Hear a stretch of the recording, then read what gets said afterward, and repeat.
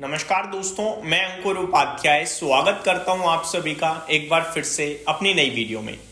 कल से नया महीना शुरू होने जा रहा है। कैसी रहेगी दिसंबर सीरीज, ये हम सभी का सवाल हो सकता है। कल से लेकर फ्राइडे तक स्पेशली कहां पे एक्शन होगा, एक बड़ा इवेंट भी है। एक एक करके चीजें आप सभी के साथ डिस्कस करता हूं। शुरू करते हैं बिना किसी देरी के। दोस्तों, स्टॉक स्पेसिफिक तो कोई न्यूज या अपडेट नहीं है, लेकिन ग्लोबल मार्केट से रिलेटेड या इवेंट्स पूरी तरीके से प्लेस्ड हैं। सबसे पहले मैं दिसंबर के बारे में थोड़ी सी चीजें बताना चाहूंगा। क्रिसमस से कुछ दिन पहले एफआईआई छुट्टी पे चले जाते हैं, क्योंकि वो लगातार दो चार छुट्टियां आती हैं, तो वो क्या करते हैं, बाजार से गायब हो जाते हैं। इस बीच में लिक्विडिटी हो जाती है मिसिंग, यानी कम कारोबार हो रहा है तो लिक्विडिटी मिसिंग हो गई। बट उतनी हैवी लेवल पे नहीं होती है, क्योंकि आजकल सब टेक्नोलॉजी के माध्यम से किसी भी जगह बैठ के काम कर सकते हैं, है ना। तो काम होता है बट थोड़ा कम होता है रेगुलर डेज के हिसाब से, जिसकी वजह से वॉलेटिलिटी बढ़ जाती है। कम पैसे में जब ट्रेड होता है तो वो वॉलेटिलिटी को बढ़ा देता है। ठीक है जी, जब वॉल्यूम्स कम ट्रेड होते हैं ना, तो वो वॉलेटिलिटी बढ़ा देते हैं, ज्यादा ऊपर या नीचे कर सकता है बाजार। ये सारी चीजें 15 दिसंबर के बाद से दिखती हैं आपको। 15 दिसंबर तक न्यूट्रल रहता है बाजार। अब मैं आता हूं एक एक करके इवेंट्स पे। सबसे पहले तो कल का दिन इंपॉर्टेंट है, क्योंकि कल हम करेंगे अपने दमदार जीडीपी आंकड़े पे रिएक्ट।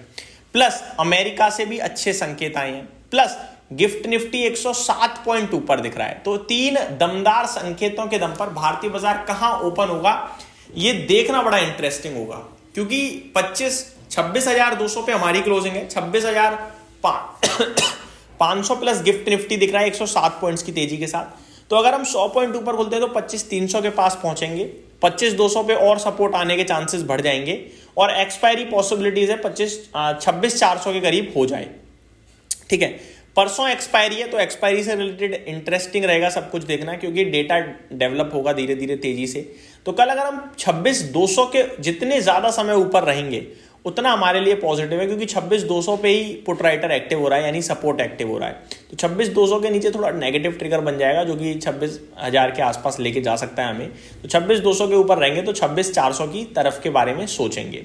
ग्लोबल मार्केट्स की बात करें तो चाहे डाउ हो, नेस्डैक हो, S&P 500 हो, रसल 2000 हो, यानी पूरा यूएस अच्छा था। आधे % से ज्यादा की तेजी थी चौतरफा। विक्स उनका 5% घटा है। यूरोप के बाजार की बात करें तो फिटसी, डैक्स और कैक तीनों जगह 1/3% के करीब की तेजी देखने को मिली है आप सभी को। बात करूं अगर मैं आप सभी के साथ अब ट्रिगर्स की, तो ट्रिगर में पहला ट्रिगर जो बड़ा बनने वाला है आपका 5 दिसंबर को आरबीआई की पॉलिसी का आउटकम आना है। अब पॉलिसी में क्या होगा क्या नहीं होगा, इन्फ्लेशन ग्रोथ को लेकर क्या कहेंगे आरबीआई गवर्नर साहब, क्योंकि डेटा तो पूरी तरीके से अंडर कंट्रोल है। ग्रोथ की बात करो तो सुपर्ब है, जीडीपी डेटा देख रहे हो आप। इन्फ्लेशन की बात करें तो बहुत ही अंडर कंट्रोल है। और ये दोनों चीजें हो कैसे रही है समझ में नहीं आ रहा, क्योंकि ग्रोथ आती है तो इन्फ्लेशन आता है, या तो इन्फ्लेशन नीचे जा रहा है और ग्रोथ आ रही है। तो ये थोड़ा डिफरेंट केस बनना है। एक्चुअली में क्या है कि आरबीआई ने कहा था कि अब हम ना इन्फ्लेशन के मेजर्स को थोड़ा बदलेंगे, क्योंकि इन्फ्लेशन में ना तो कपड़े काउंट होते, ना स्कूल की फीस काउंट होती, ना हॉस्पिटल का खर्चा काउंट होता है। इन्फ्लेशन में काउंट हो रहा है केवल और केवल दाल, चीनी, सब्जी, रोटी, जो कि सस्ता है। लेकिन बाकी की जगह ट्रैवलिंग से रिलेटेड बहुत हैवी लेवल पे खर्चा बढ़ चुका है। कपड़ों का बहुत अच्छा खासा इन्फ्लेशन बढ़ रहा है। इन सब चीजों पे सरकार का कहना है हम क्या करें, अपनी अपनी पसंद से पहनते हो आप। तो सरकार ने कहा था कि अब जो फूड इन्फ्लेशन है उसका वेटेज थोड़ा एडजस्ट करेंगे, और बाकी चीजों का भी ध्यान में रखेंगे, चाहे वो स्कूल से रिलेटेड फीस हो, या कपड़ों से रिलेटेड प्राइस हो, या फिर टूरिज्म से रिलेटेड चीजों का प्राइस हो, क्योंकि यहां बहुत तेजी से खर्चा बढ़ रहा है। जब वो चीजें इंक्लूड होंगी ना इन्फ्लेशन में, तब एक्चुअल इन्फ्लेशन हमें दिखेगा। ये होगा, जल्दी रिव्यू होगा, बदलाव होगा इसमें, लेकिन अभी इतनी अपडेट थी कि जल्दी रिव्यू करेंगे, कब होगा वो तो पता नहीं। तो पॉलिसी में रेट कट आएगा नहीं आएगा ये देखने वाली बात है। मैं आपको बताना चाहूंगा अगस्त से कोई रेट कट नहीं आया है। ऑलरेडी हमारे देश में 100 बेसिस पॉइंट का रेट कट हो चुका है। 5.5% पे ब्याज दरें चल रही हैं इस समय। 1% का CRR कट भी मिल गया है हमें, तो हम बहुत अच्छा कर रहे हैं। बट आगे देखते हैं और आता है नहीं आता है। उसके बाद अगले हफ्ते का बड़ा ट्रिगर बनेगा फेड, क्योंकि 10 तारीख को वहां भी रेट कट आने के चांसेस है। वहां तो पूरे दिख रहे हैं 10 दिसंबर को। साथ ही साथ सिल्वर के प्राइसेस लाइफ हाई पे पहुंच रहे हैं दोबारा, तो कमोडिटीज में बड़ा एक्शन दिख सकता है सिल्वर और गोल्ड से रिलेटेड, और MCX में भी बड़ा ट्रिगर दिख सकता है आपको। इन्हीं के दम पर एक्शन होता हुआ दिखे, क्योंकि भैया कमोडिटीज में जितना ज्यादा एक्शन, जितने उतने ज्यादा वॉल्यूम्स और उतना ज्यादा MCX को फायदा। स्टॉक स्पेसिफिक बात करूं तो लेंसकार्ट का स्टॉक एक्शन में रह सकता है क्योंकि रिजल्ट्स आए हैं प्लस कमेंट्री भी आई है, मुझे ठीक ठीक लगे, अच्छी ही लगी, कोई दिक्कत नहीं है।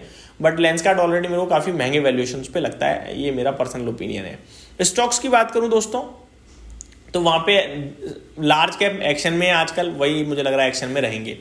बाकी बाजार को ऊपर ड्राइव करने के लिए हमें एफआईआईज का सपोर्ट चाहिए होगा, उनकी जब तक बाइंग नहीं आएगी, कितना भी अच्छी न्यूज़ आ जाए, कितना भी अच्छा ट्रिगर बन जाए, तेजी नहीं बनेगी।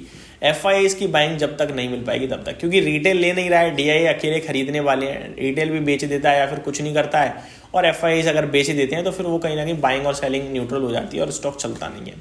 ये मेरी तरफ से अपडेट थी, उम्मीद करता हूँ डिटेल्स पसंद आई होंगी। Thank you so much for watching this video, have a great day guys.